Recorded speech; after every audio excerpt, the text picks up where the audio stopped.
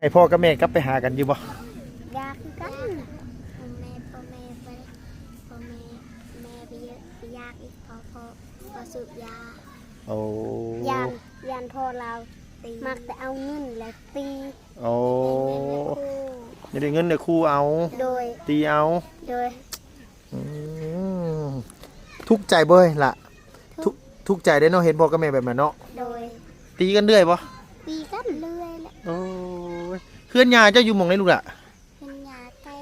เป็นปลากันนะอ๋อไก่เฮือนนั่งแทงไก่โรงเรียนเด้อ๋อไก่เฮือนเสาเฮงหันเลยอ๋อ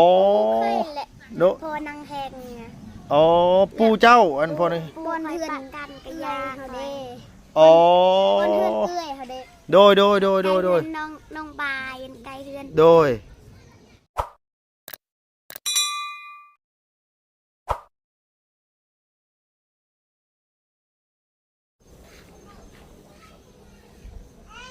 โอ้เขาให้บ่ลูกเขาให้อันนี้เขาให้เนาะหนึ่งเขาแรงถามแม่ร้านไปใส่ไปสวนโอ้หมู่เดียวกันมานี่ซ้ำกันเลยมานั่งผิงไฟพี่น้องเอ้ยมาซอยหมู่หนึ่งเข้า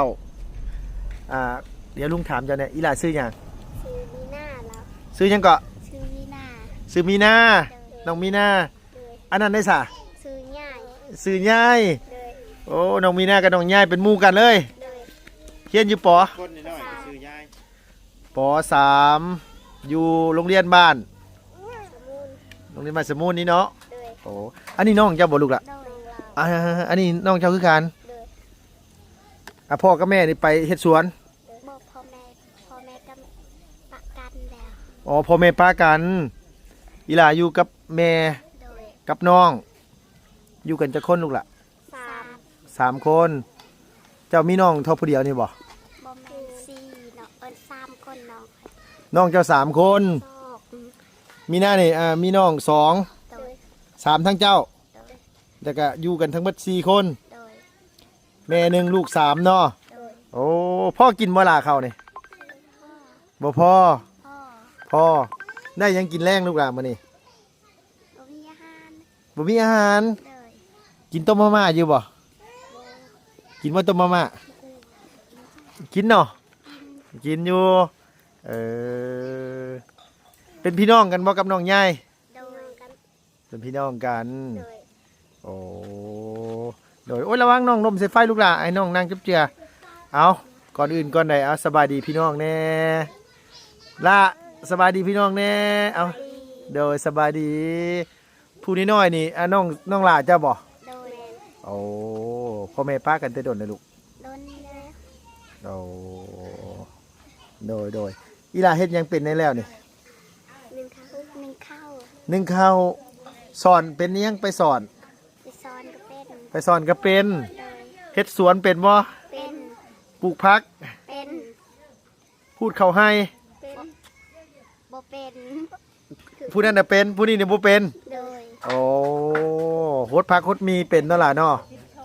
โอ้ซอยแบ่งเบาแม่ได้แล้ว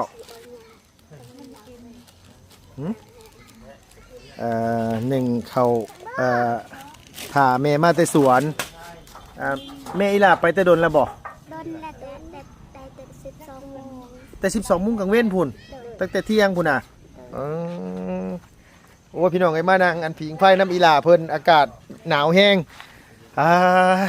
ผ้าห่มผ้าแพร่มีหลายบ่บ่หลายอยู่เฮือนเจ้าอันนี้บ่เฮือนเจ้าน่ะโอ้โดยอยู่กับแม่กับน้องเนาะลูกเนาะเวลาอีหล่าไปโรงเรียนได้ไผเอาน้องซั่นน่ะแม่เจ้าแม่หน้า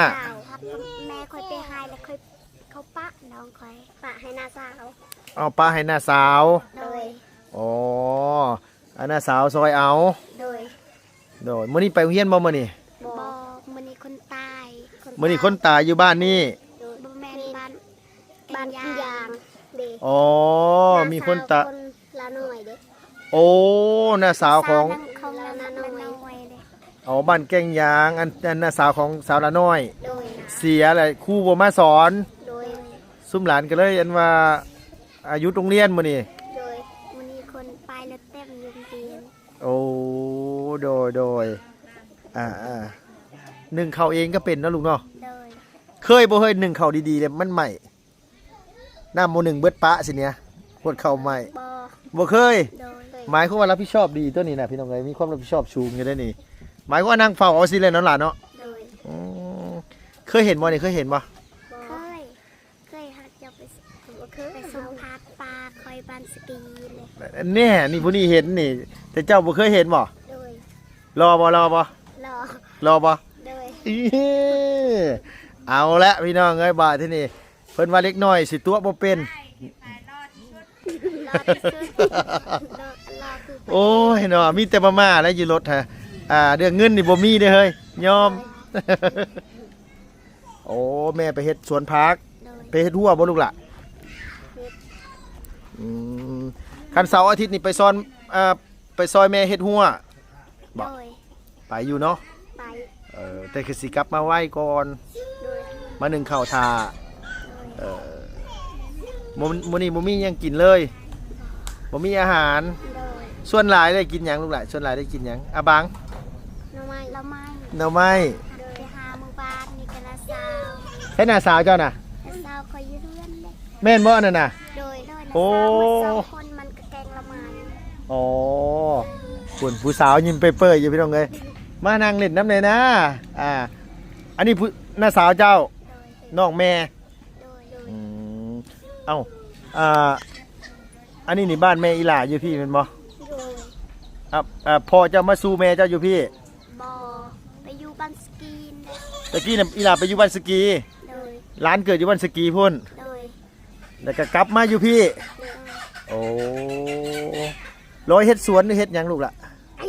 ปลูกผัก ปลูกผัก เฮ็ดสวนมันหรือเฮ็ดสวนอันให้ข้าว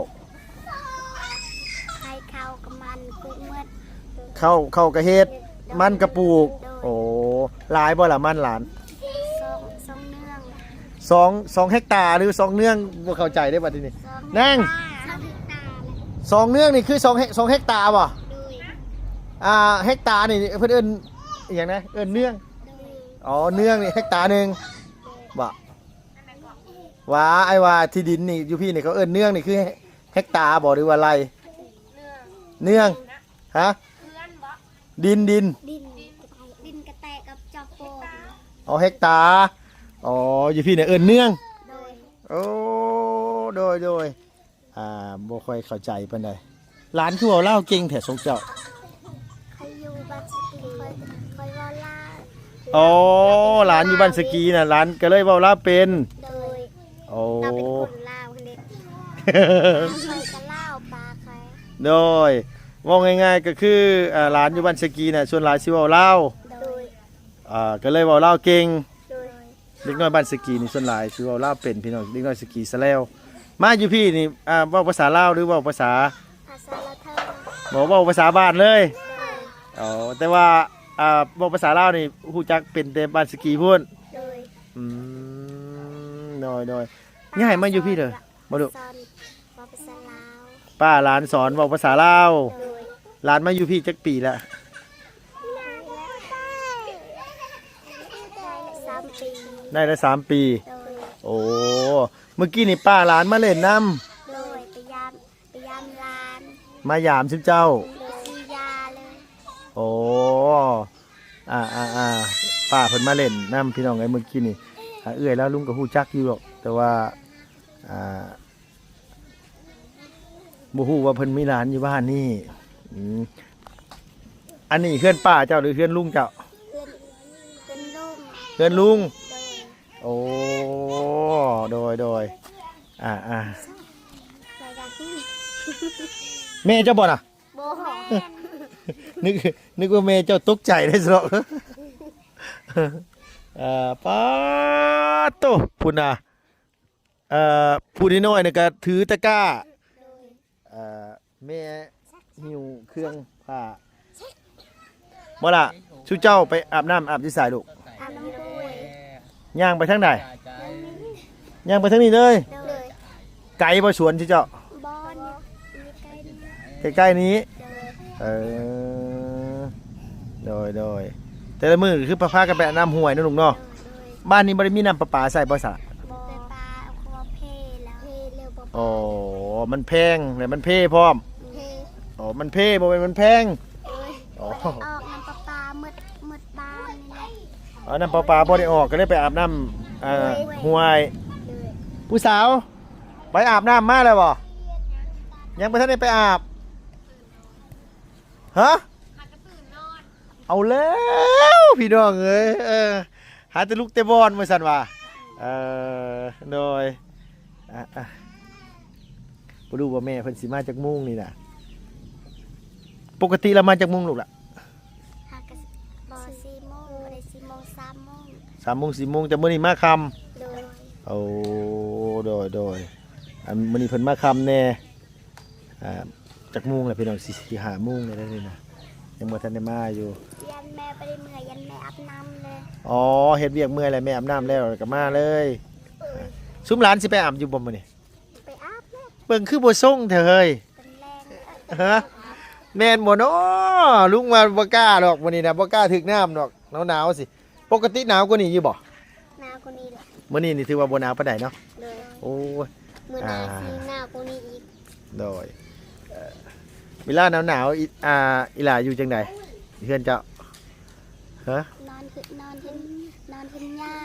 นอนเฮือนยา เด้อ ใส่เฮือนยาเจ้าหลังใด ขึ้นหลังก็บ่นั่นบ่เจ้าจอดรถกันเด้ อ๋อหลังข้างหน้าหัน โดย อืมโดยลุงเห็นเฮือนหลังน้อยๆนั่นเฮือนไผสลักน้อยๆตอนนั้นน่ะ เพื่อนเรียนตีนั้นเพื่อนป้า เฮือนป้า โดย แล้วเพิ่นไปสายบัดนี้ เพื่อนนั่นแหละเพื่อนออกเลยเพื่อนนี้เพื่อนกอเพื่อน โอ้เพิ่นย้ายจากเฮือนนี้ไปแล้วเพิ่นเฮ็ดเฮือนกอ โดย โดย เห็นเพื่อนมาอีก เฮือนใหม่อีก โดย มื้อใดถามพ่อกับแม่เจ้าแน่มื้อใดสิเฮ็ดเฮือนใหม่เฮือนเจ้าหั่นน่ะ บ่มีเงิน นะ แต่บ่มีเงิน เอาขายมันได้กับซื้อไม้ซื้อตอกมาเฮ็ดเฮือนแน่นอน โดย หลานอยู่จังซี่นี่จังว่ามันลมพัดมามันเพ่ได้เฮ้ยมันล่มทับได้ มันตกเลยค่ะเขาไปอยู่กันบ้า ฝนตกแล้วก็มาอยู่เฮือนป้า โดย โอ้เฮือนป้าหลังไหนเฮือนป้าน่ะ เพื่อนย่านแหละ เฮือนยาน่ะนะ โดย เอ สอง อ คนย่าครับ ยาเจ้าสองคน โดยย่าเขาผู้เดียว เออ ตัวหนึ่งบ้านซะแล้ว โอ้โดยอันนั้นอยู่อันซะแล้วน่ะอันเฮือนไม่เท่าเนาะน่ะเนาะ โดยอันนั้นซื้อทางแซนันเศร้า โอ้สาวแซ่ โดย เฮือนน่ะสาวเจ้างามบ่ งาม อยากได้บ่แบบน่ะ ได้ เฮ็ดจังไดสิได้บัดทีนี้ โอ้โห บ่ฮู้ เลย บอกพ่ออีหลอยเลยว่าพ่อเขาอยากได้คือเฮือนสาวแซ่ว่าจังซี่ บอกผมว่าจะได้เงินแบบน้องละนำเลย อ๋ออยากได้คือเฮือนน้องน้ำ เลย อ๋อแบบเฮือนน้องน้ำงามกว่าบ่ งาม อีลาเห็นบ่ เป็นน้องไม้ก็งาม เฮือนน้องไม้ก็งาม เลยน้องละน้อยก็งาม เอาสุดหลานก็ไปอยู่พุ่นบ่ วันประหัสนะเคยไปอยุ่เบิ้นเลยวันประหัสนะ อ๋อวันประหัส ไปเล่นยา วันประหัสหลานไปอยู่เฮือนยา เลย อ๋อ ไปเรียนอยู่นั้น โดยแล้วบัดทีนี้ลุงเขาอยากถามพ่อหลานน่ะเอาเมียใหม่ยัง ยังอยู่ ยังอยู่ เป็นบาแล้วเป็นบาแล้วกินยาเนี่ย โอ้โดยมองไงว่า กินยาละอย่าตีแม่เราเด็กแม่คอยอยากได้เขา โดยแล้วบอกไงว่าคือบ่มีข้าวกินแต่ว่าเราแบบว่าขอโทษน้ำพี่น้องแบบพ่อน้อง โดย ไปเสพสารเสพติดนั่นล่ะเนาะ โดย วันที่นี่เราก็จะตีแม่เจ้าก็ได้กลับมาเฮือนหลัง โดย แต่ซุมื้อนี้เพิ่นดีขึ้นยัง ยัง ยังบ่ดีขึ้นเลย โดย บ่ดูตนลูกบ่ กินเรามีกินเราซุป โอ้โดยส่วนหลายนี่ส่วนหลายเลยแหละพี่น้องไอ้คนทางนี้เขาเจ้าอยากอันนี้แล้วอยากให้พ่อกับแม่กลับไปหากันอยู่บ่ ยาคือกันแม่พ่อแม่ไปพ่อแม่ไปเยอะไปยากอีกพอสูบยา โอ้ ยานพ่อเราตีมักแต่เอาเงินและตี โอ้อยากได้เงินได้ครูเอา โดย ตีเอา โดย อืมทุกข์ใจเบ้ยล่ะ ทุกข์ใจได้เนาะเห็นพ่อกับแม่แบบนั้นเนาะ โดย ตีกันเรื่อยบ่ ปีกันเรื่อยแหละ โอ้ยเพื่อนยาเจ้าอยู่หม่องไหนลูกล่ะ เป็นหญ้าไก่เฮือนปลากันนะ อ๋อ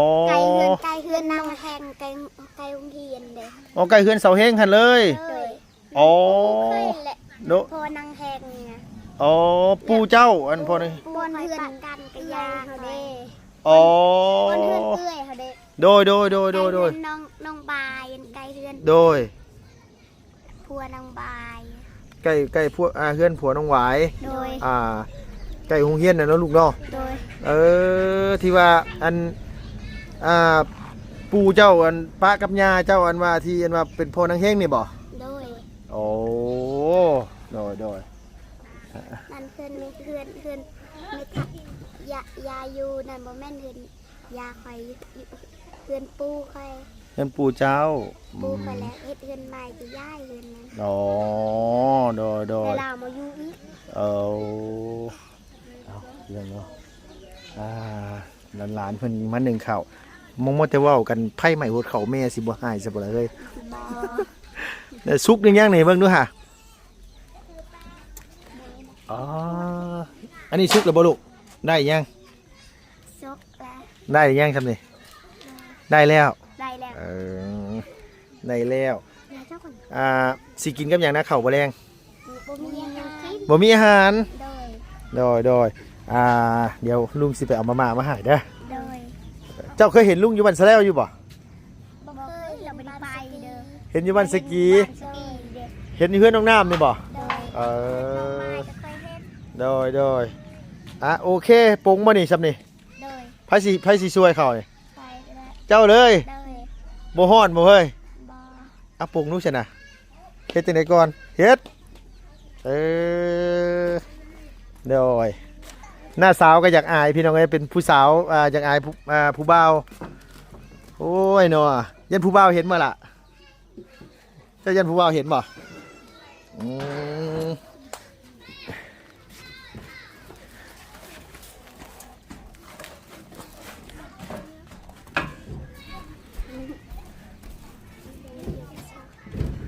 โอ้เพื่อนน้องเพิ่นหาแต่ตั้งไม้พี่น้องเอาไม้ยังโบงบ่ล่ะเฮ็ดนี่น่ะ โดย โอ้ไม้ยังโบงโอ้ข้าวไม้เพิ่นกินมันหอมกินหอมแห้งพี่น้องเอ้ยเจ้าช่วยเขาเป็นบ่จ๊ะเป็น โดย เป็นแท้ โดย มันเป็นแต่ปากบ่เนาะเป็นอีหลีบ่ล่ะ เป็นที่แหละ เออ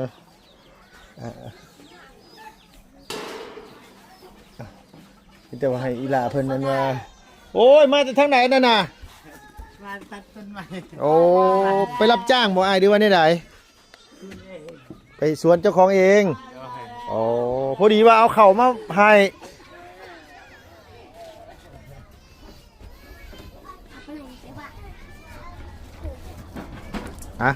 สวยเลยแล้วลงมาข้างล่างนะลุงสิเห็นว่าไม่หยังอันนั้นน่ะใหญ่บักบวบบ่ โดย โอ้เอาใหญ่บักบวบไม่เฮ็ดอันนี้ โดย โอ้พี่น้องเขาเพิ่นงามสีหอมเนาะหน่อยเนาะ โดย กินหอมแห้งอีหลีเข้าตำมาบ่ลูก โดย คันตำนี่มันสิเป็นสีนี่เนาะ โดย คันสีนี่มันสิเป็นสีขาวแม่นบ่ โดย โอ้โดย แม่และตาม เจ้ากับแม่เจ้าต โดย ำอ๋ออันนี้เป็นข้าวเย็นตัวนี้เนาะ โดย ตัวนั้นน่ะข้าวอันหาแต่มา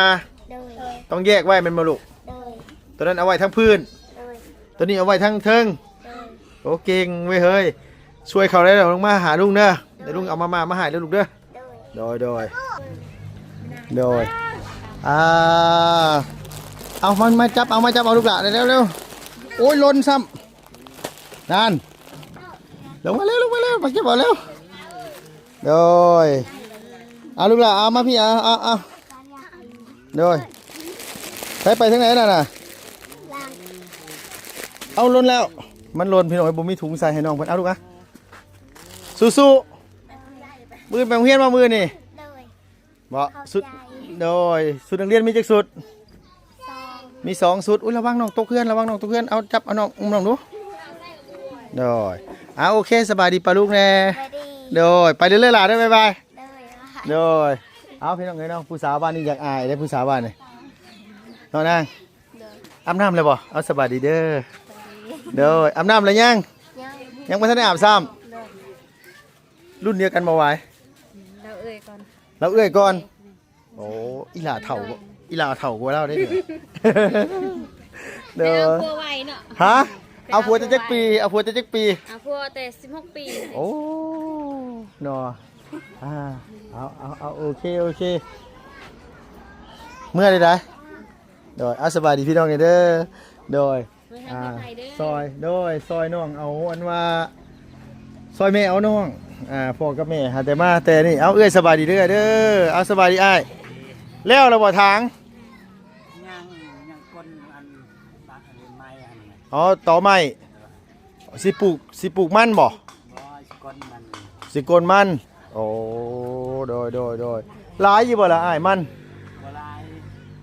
ประมาณได้7 ต้น8 ต้น 7-8 ต้นก็ถือว่าหลายเติบอยู่พี่น้องเนาะ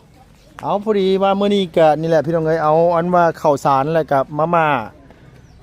แล้วก็ไข่เนาะขนมนมเนยมาให้ทางครอบครัวเพิ่นซ่านของน้องหวายพี่น้องเนาะขอบคุณแม่แล้วหลายๆพี่น้องอยู่ดีมีแห้งอย่าเจ็บอย่าจนสุขภาพพานามัยแข็งแรงเด้อแล้วก็ขอให้ร่ำให้รวยสำหรับคลิปนี้ไปแล้วพี่น้องบ๊ายบายสบายดี